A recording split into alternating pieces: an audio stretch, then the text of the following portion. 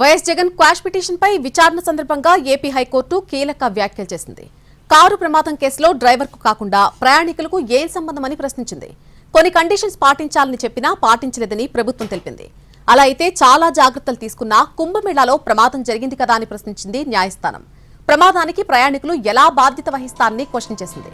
సింగయ్య మృతి కేసులో జగన్ పర్యటనకి ఇచ్చినటువంటి పర్మిషన్ నిబంధనలను ఉల్లంఘించినట్టుగా కోర్టుకు తెలిపింది ప్రభుత్వం. పోలీసులు సేకరించిన ఆధారాలను కోర్టుకు అందజేసినందుకు సమయం కోరింది. ప్రమాదానికి గురైనటువంటి సింగయ్య కోసం అంబులెన్స్ కు పోలీసులకు సమాచారం ఇవ్వలేదని చెప్పింది. జగన్ తరపు లాయర్లు కూడా కోర్టులో తమ వాదనలు వినిపించారు.